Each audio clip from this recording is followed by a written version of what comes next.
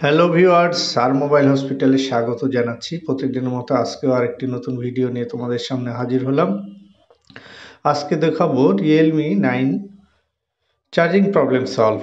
তো charging problem হলে আমাদের কীভাবে সমাধান করতে হয় এই ভিডিওর মাধ্যমে তোমাদেরকে তুলে ধরবো। মূলত চার্জিংয়ের যে প্রাথমিক কাজগুলো আছে সেই প্রাথমিক কাজগুলো তো আমরা করব।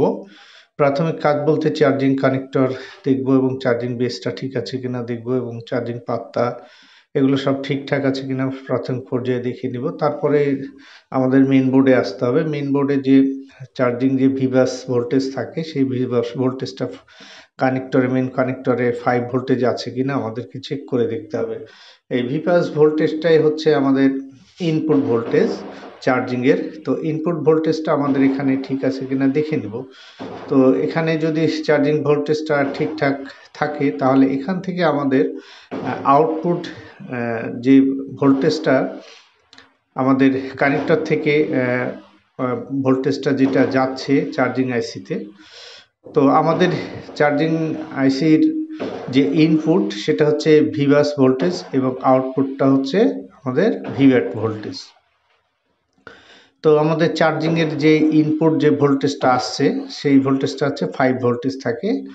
এই যে আমাদের এখানে দেখো চার্জিং আইসিটায় যে দেখতে পাচ্ছ আমাদের যে লাল ট্র্যাকটি আছে সেটা হচ্ছে ভিবাস ভোল্টেজ। আমাদের চার্জার থেকে যে মেন ভোল্টেজটা আসে সেটাকে বলা হয় ভিভ্যাট, ভিবাস ভোল্টেজ। তো এটা আসে ভিপিএ ওভিপি আইসি ইনপুট হয় আগে। ওভিপি যে আইসি থাকে সেটাতে ইনপুট হয় ভোল্টেজটা 5 ভোল্টেজ এবং ওভিপি আইসির আউটপুটও হয় 5 ভোল্টেজ। কারণ এই আইসিটা শুধুমাত্র থাকে এই কারণের জন্যই যে ভোল্টেজ যদি কোনো কারণবশত বেশি কম বেশি হয় বাড়ে, তো সেক্ষেত্রে এই আইসিটা কেটে যায়। ওভিপি আইসিটা ওভার ভোল্টেজ কন্ট্রোলার আইসি বলা হয় এটাকে। তো আমাদের যে চার্জিং আইসিটা দেখতে পাচ্ছ, চার্জিং আইসি যে আগে যে এই যে আইসিটা দেখতে পাচ্ছ সেটা হচ্ছে আমাদের ওভিপি আইসি। তো এই ওভিপি আইসির ইনপুট এবং আউটপুট আমাদের 5 ভোল্টেজ থাকে। তাহলে আমাদের ইনপুটে এবং আউটপুটে আমরা ভোল্টেজটা মেপে নিব। আমি তীরের মাধ্যমে তোমাদেরকে দেখিয়ে দিচ্ছি যে ভোল্টেজটা কোথায় যাচ্ছে। তো এই যে দেখো ওভিপি আইসির ইনপুটে 5 ঢুকলো এবং আউটপুটেও 5 ভোল্টেজ ঢুকছে। তো এই ভোল্টেজটা আমাদেরকে প্রাথমিকভাবে চেক করে নিব যে এই ভোল্টেজটা যদি ঠিক থাকে তাহলে এখান থেকে আমাদেরকে কোথায় যেতে হবে, চার্জিং আইসিতে যেতে হবে। চার্জিং আইসির ইনপুটেও আমাদেরকে ভোল্টেজটা মাপতে হবে যে চার্জিং আইসির ইনপুটে আমাদের ঠিকঠাক ভোল্টেজ যাচ্ছে কিনা। কারণ দেখা যাচ্ছে ওভিপি আইসি যদি খারাপ থাকে চার্জিং আইসির ইনপুটে আমাদের ভোল্টেজটা যাবে না। তাহলে সেক্ষেত্রে আমাদের চার্জিং আইসির ইনপুটে ভোল্টেজটা মাপার পরে যদি ভোল্টেজ না পাই সেক্ষেত্রে আমাদের ওভিপি আইসি খারাপ, সেক্ষেত্রে ওভিপি আইসিতে কাজ করতে হবে। তো দেখো চার্জিং আইসির ইনপুট আমাদের তীরের মাধ্যমে দেখালাম, আর চার্জিং আইসির পাশে যে তীরের মতো যে কানেকশানটা দিলাম এটা তো হচ্ছে আমাদের ভিপিএস পাওয়ার ভোল্টেজ, সেটা হচ্ছে আমাদের ফোনের যে মেইন ভোল্টেজ সেটা। আর আরেকটা তীর উপরের দিকে যাচ্ছে সেটা হচ্ছে এই ভোল্টেজটা আমাদের বেরিয়ে গেল ওভিপি আইসি এর থেকে আমাদের চার্জিং আইসির ইনপুটে ঢুকলো। ঢোকার পর আমাদের চার্জিং আইসির আউটপুট দিয়ে এটা ভিভ্যাট ভোল্টেজ হয়ে বেরিয়ে গেল। আমাদের চার্জিং আইসির ইনপুটে 5 ভোল্টেজ ঢুকে কিন্তু আউটপুটে এই ভোল্টেজটা ড্রপ হয়ে যায়। ড্রপ হয়ে কত কম হয় 3.7 থেকে 4.2 এর মধ্যে আমাদের এই ভোল্টেজটা থাকে।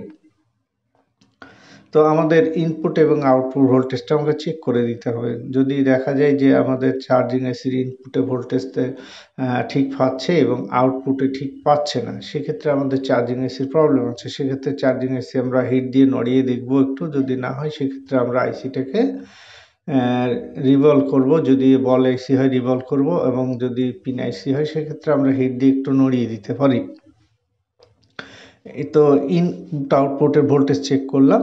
তো যাই হোক, চার্জিং আইসি যদি ঠিকঠাক থাকে সেক্ষেত্রে আমাদের আউটপুট ভোল্টেজটা ঠিক থাকে, তখন আমাদের এই আউটপুট ভোল্টেজ থেকে আমাদের ভিভ্যাট ভোল্টেজটা আমাদের চলে যায় কোথায়, ব্যাটারি কানেক্টরে।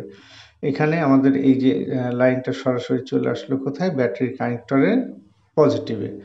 মানে ভিবাস হচ্ছে চার্জিং লাইনের ইনপুট ভোল্টেজ এবং চার্জিং আইসি থেকে যে আউটপুট ভোল্টেজটা বের হয় সেটা হচ্ছে ব্যাড ভোল্টেজ, সেটা হচ্ছে ব্যাটারি কানেক্টরে পৌঁছায়।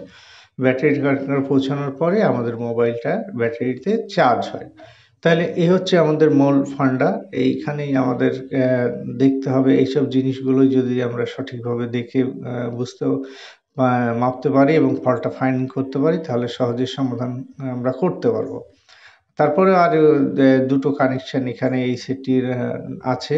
রিয়েলমি 9 এর বিষয়ে আরেকটু ক্লিয়ার করে বলি, সেটা হচ্ছে যে আমাদের যে ডিপিডিএম যে কানেকশন আছে সেটা হচ্ছে ডাটা প্লাস এবং ডাটা মাইনাস, এবং সবুজ এবং হলুদ যে লাইন দুটো দেখতে পাচ্ছ, তো আমাদের যে মেন কানেক্টর, সেই কানেক্টর থেকে এই কানেকশন দুটো ওপরে যে পকেট রেজিস্টারগুলো আছে, রেজিস্টারগুলো হয়ে আমাদের দেখো, একটু লক্ষ্য করে দেখো, আমাদের কানেক্টরের উপরে এই যে ডান পাশ দিয়ে যে হলুদ এবং সবুজ যে দুটো ট্র্যাক যাচ্ছে, এই ট্র্যাক দুটো মূলত কি কাজের জন্য? এই ট্র্যাক দুটো সাধারণত আমাদের যে ইউএসবি ডাটা রিড করে, তো এটা হচ্ছে ডাটা মাইনাস এবং data plus, DM DP. DM হচ্ছে ডাটা মাইনাস এবং ডিপি হচ্ছে ডিপি হচ্ছে ডাটা প্লাস।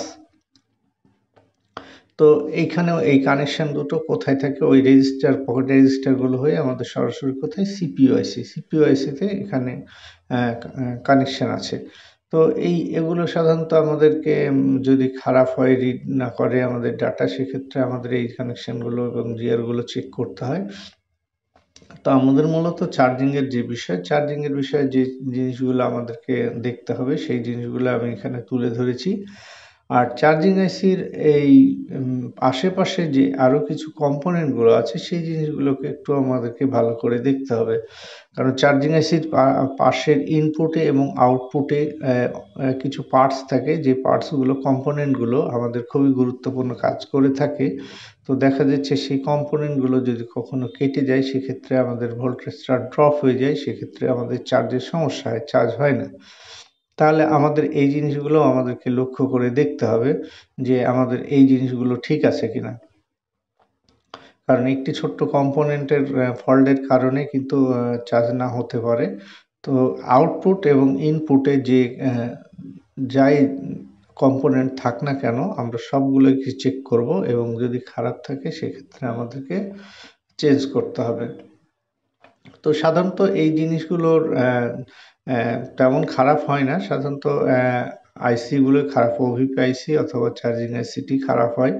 সেক্ষেত্রে যদি আমাদের খারাপ হয়, তো আইসি তো এখানে সাধারণত আমাদের যে অ্যান্ড্রয়েড সেটগুলোর পিন আইসি এবং বল আইসি হয়ে থাকে। তো পিন আইসিগুলো সাধারণত হিট দিয়ে একটু নড়িয়ে দিলেই হয়ে যায়, না হলে সেক্ষেত্রে চেঞ্জ করতে হবে। আর যদি দেখা যায় যে বল আইসি থাকে, সেক্ষেত্রে বল আইসিগুলো আমরা রিভলভ করব। রিভলভ করে যদি না হয়, সেক্ষেত্রে আইসি চেঞ্জ করতে হয়। তবে একটা কথা, সেটা হলো যে আমাদের আইসি সাধারণত 80% ভালো থাকে, 20% কিন্তু খারাপ হয়। মানে একটা চার্জিংয়ের যদি প্রবলেম হয়, তো দেখা যাচ্ছে 80% সেটে অন্যান্য ফল্টগুলো থাকে, 20% চার্জিং ফল্ট থাকে। তো এই জিনিসগুলো আমাদেরকে একটু লক্ষ্য করে দেখতে হবে, ইনপুট এবং আউটপুট ঠিকঠাক আছে কিনা। চার্জিংয়ের অনেক বিষয় আছে যেগুলো আমরা প্রাথমিক পর্যায়ে যেগুলো বলেছি, সেই জিনিসগুলো তো আমাদেরকে চেক করতেই হবে। কারণ সেই জিনিসগুলো সাধারণত বেশি খারাপ হয়। চার্জিং কানেক্টর খারাপ হয়, চার্জিং বেসটা মানে সিসি বোর্ডটা খারাপ হয়। তারপরে আবার ওইখানে এরকম থাকে যে পাত্তাটা থাকে আমাদের সাববোর্ড থেকে, যে মেইন বোর্ডের যে পাত্তা থাকে, সেই পাত্তা অনেক সময় কাটা থাকে, এবং কানেক্টরগুলো অনেক সময় লুজের কারণে এরকম হয়। অনেক সময় কি, যখন চার্জ দেওয়া হয়, লোডে চার্জ দিলে অনেক সময় ভোল্টেজটা ড্রপ হয়ে যায়, তখন আস্তে আস্তে ধীরে ধীরে চার্জ হয়। ইউএসবি মোডে চার্জ হয়, ইউএসবি মোডে চার্জ হলে ধীরে ধীরে চার্জ হয়। দেখা যাচ্ছে সারাদিনে 20% 30% চার্জ হচ্ছে। অনেক সময় পাতা লুজ কানেকশনের জন্য অনেক মেইন ভোল্টেজটা যদি সাববোর্ড থেকে মেইন বোর্ডে না পৌঁছায়, সেক্ষেত্রে এই প্রবলেমগুলো দেখা দেয়। তো সাববোর্ড থেকে মেইন বোর্ডে আমাদের ভোল্টেজ যদি আমরা সরাসরি জাম্পার করে দিই, সেক্ষেত্রেও আমাদের প্রবলেমটা সলভ হয়ে যায়। তবে কানেক্টরগুলো লুজ আছে কিনা সেগুলো আমাদেরকে লক্ষ্য করতে হবে, যে কোথাও কোনো জায়গায় লুজ আছে কিনা। তো ইউএসবি মোডে যখন চার্জ হয়, তখন আমাদের চার্জ অনেক সময় লাগে, 10 ঘন্টা 12 ঘন্টা চার্জ হতে সময় লাগে। সেক্ষেত্রে আবার 10-20% চার্জ হচ্ছে, এরকম অনেকের সমস্যা আসে। সেক্ষেত্রে মনে রাখতে হবে যে আমাদের ইউএসবি মোডে তখন চার্জ হচ্ছে। তো যাই হোক, আমি পুরো ভিডিওটা তোমাদের সামনে ক্লিয়ারভাবে তুলে ধরার চেষ্টা করলাম। ভিডিওটা যদি ভালো লাগে আমার চ্যানেলটি সাবস্ক্রাইব করবে এবং আমার পাশে থাকবে। সবাইকে ধন্যবাদ।